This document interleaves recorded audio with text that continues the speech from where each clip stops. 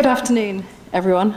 And thank you to the organisers for inviting me here this afternoon. I'm BBC Media Action's Health Communication Advisor, and I want to start by showing a short film to give a brief snapshot of what philanthropy can do.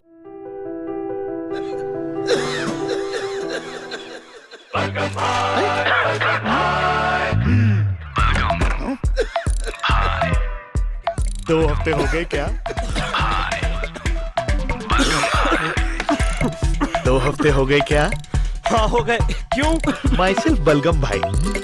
अरे मेरा नाम इतना तो बुरा नहीं है जितनी की ये खांसी जो 2 हफ्ते से ज्यादा हो तो हो सकती है टीबी।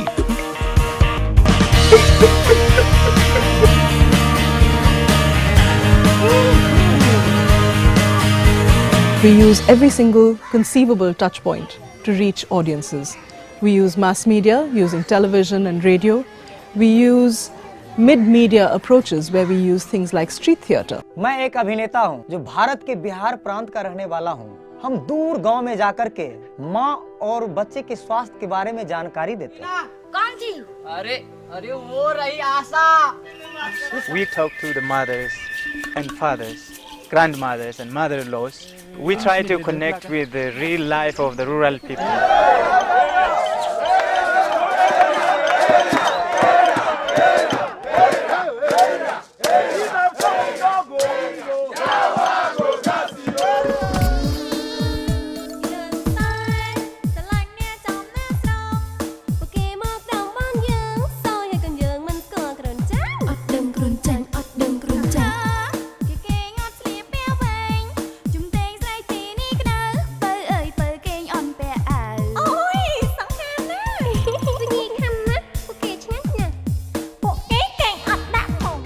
बिहार राज्य में आंगनवाड़ी सेविका ये साधारण सा मोबाइल और ये कार्ड मुझे मेरी काम में मदद कर रही है। इससे मुझे सिर्फ काम में ही नहीं मदद मिलती है बल्कि गांव समाज के लोग भी मुझे इज्जत नजर से अब देखने लगी है। I live in a country of more than 1.2 billion people, but nobody talks about sex. So how do you get people talking about condoms and make condom users look good? We made use of the great Indian mobile revolution and created a catchy condom ringtone.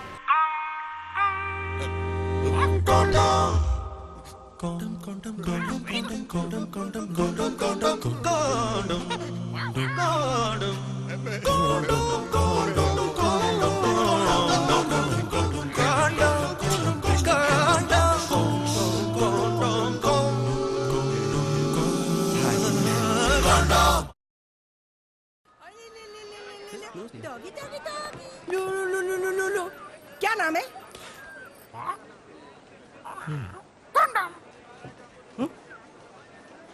Condom! Thank you! Mention not.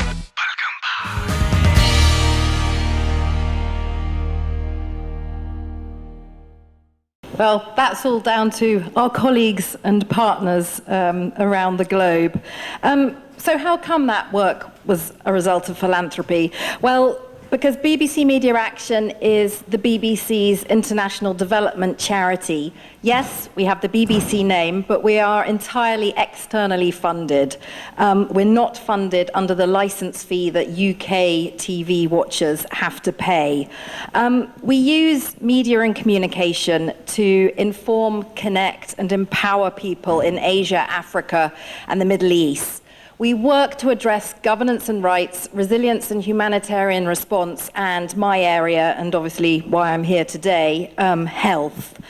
And through around 100 partnerships where we work with other broadcasters, with NGOs, with governments, and through private sector organizations, we reach some 200 million people with our work.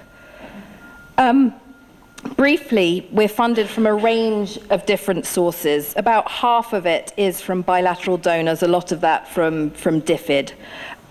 So about half from bilateral donors, but also from UN foundations, from Bill and Melinda Gates Foundation, UNICEF, and from other corporate partners as well.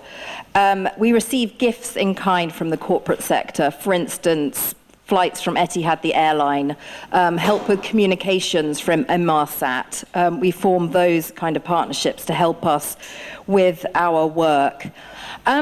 So what do we do to improve health? Well, we address maternal, neonatal and child health, sexual and reproductive health. We also tackle infectious and communicable diseases, malaria, TB, as you saw. We have in the past addressed trachoma and leprosy. Where's my colleague from Novartis? There, which I was really pleased to see you speaking about leprosy. We did a lot of work around trying to address stigma and leprosy, and crucially getting people to get diagnosed, tested early so they could start treatment. And we also address the risk factors, nutrition and hygiene. Is this going to come back on again, or has it died forever? I've killed it. Doesn't matter, except I've got some nice pictures.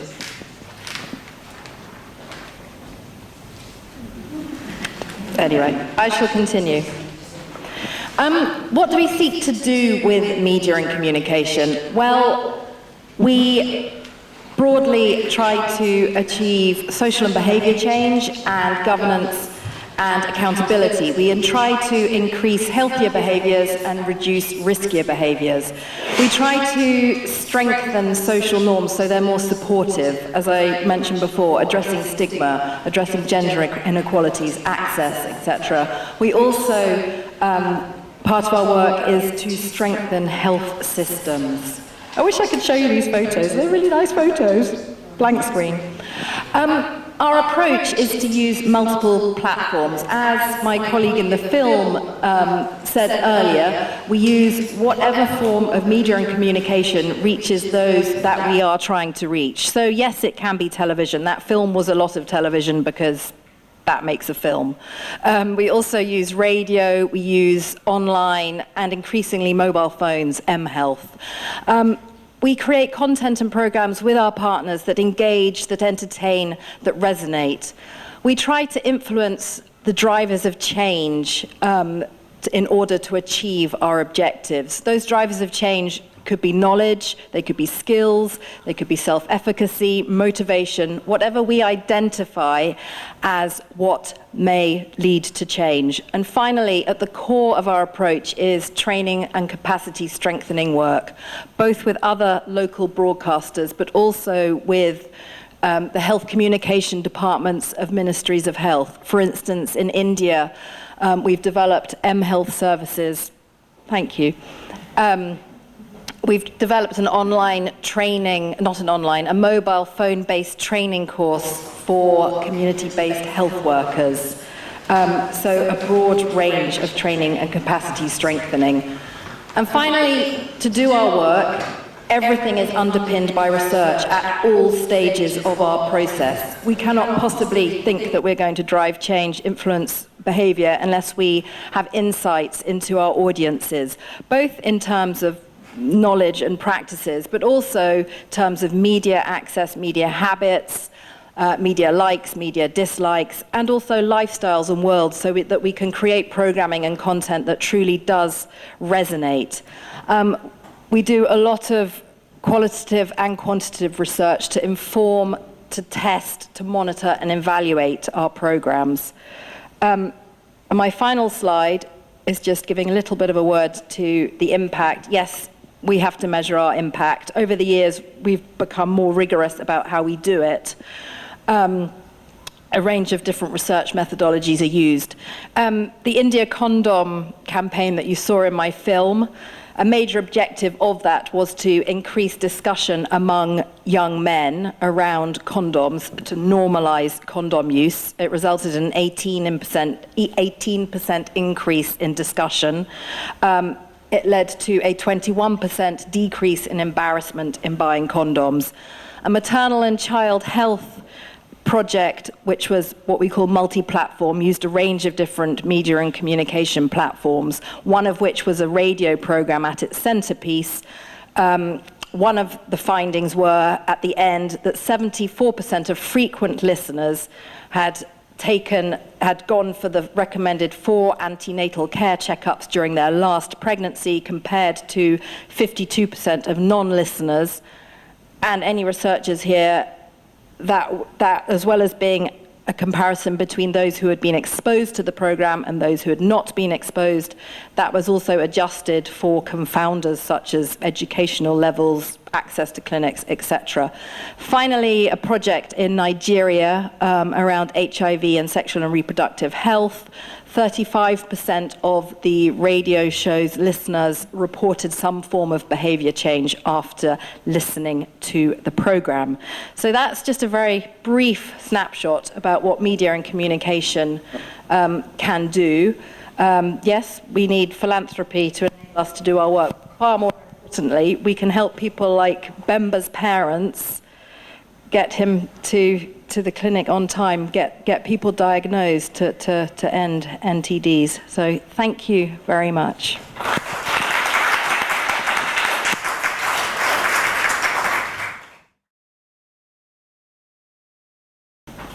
Thanks very much for that. Couple quick questions. On the condom use one, did you partner with the condom company for financial, for support, like corporate partnership in that respect?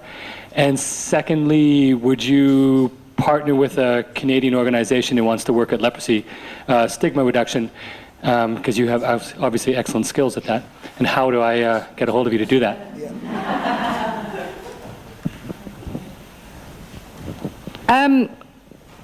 I've got a colleague who might be best placed to answer your second question, which my answer is yes. Laura. Yes. Your first question is very interesting. British people in the audience know that the BBC is governed by very strict editorial guidelines, what we can and cannot do. We could not promote branded condoms in any shape or form. Sorry,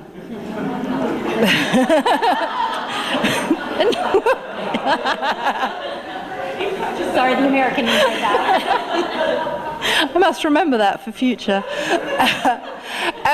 But obviously, it is one of a raft of prevention measures for HIV, and we would talk about condoms as well as other prevention methods, treatment, etc., etc. I should say that the condom campaign was funded by the Bill and Melinda Gates Foundation, and they enabled some amazingly innovative work by our incredibly creative India team to really try to normalize, in their words, condoms. But generically, we can mention products and services through all our programming, but not branding. And receiving funding, we can receive private sector funding, but it's complex, and I'm not the expert on that. I have colleagues who are. I just wonder if there was a profit margin increase by the Indian condom companies. Would have been interesting to see whether or not they made any more money during that campaign. What I do know, because I've got it actually in a longer version of that film, is that the Minister of Health did say that condom sales in the country had gone up. Kind of she, not us, she correlated it to the condom campaign.